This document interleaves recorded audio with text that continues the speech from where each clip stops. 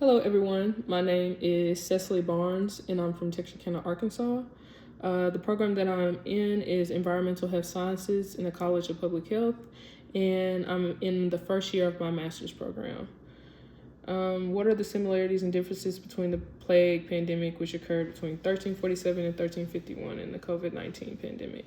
So, some things that I highlighted when I looked through the 11-minute video and then the chapters is some similarities that I could point out are there in both diseases between the plague and COVID-19, they both had asymptomatic stages and people who are asymptomatic. So you really couldn't track who had it and who spread it.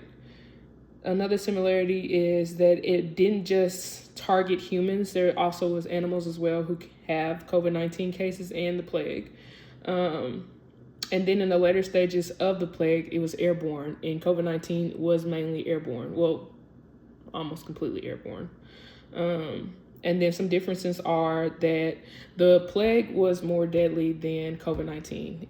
I looked at stats, and with COVID-19, it was about estimated 18.2 million as a death toll, but for the plague in general, it was between 50 to 70 million at that time, and that was a third of Europe's population. And then the main contributor for the plague was that it was believed to be spread by ticks from rats, but also human fleas and lice could play a factor, and it targeted the circulatory system. So in anybody's bloodstream, I feel like it hits quicker with the plague because it goes directly into your bloodstream compared to COVID-19, which is airborne, and it does attack your respiratory system, and it can cause other symptoms, other bodily systems, but the plague was more deadly at the end of the day.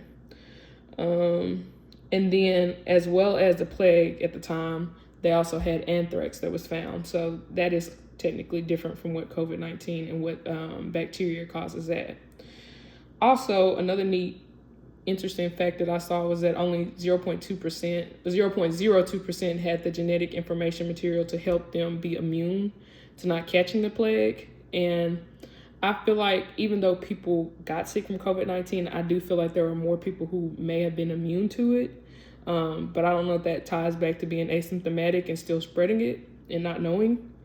And then as far as based on the reading, how could epidemiology have been used to contain or eliminate the pandemic? I feel like if we did have epidemiologists at the time, they would be able to, one, track the pattern and the exact spread of the disease, and then from there be able to control what variables and educate the public on what steps to take, especially during that time, because back then there was no protocols or nobody knew anything how to handle a disease, especially with like having rats in the ship. I feel like around the food and around what you're trading, that was a big way the disease spread, and why it was so deadly is because nobody knew.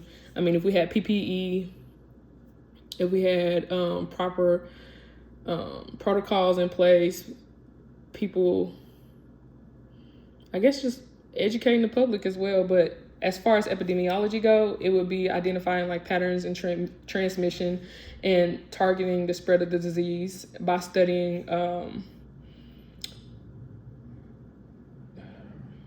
wrote down some notes. By studying like the data, the bodies, I don't know if that would also be included. And then public health officials could also focus on eliminating rats and fleas from urban areas, which would have and could have reduced the transmission. And that's all I got.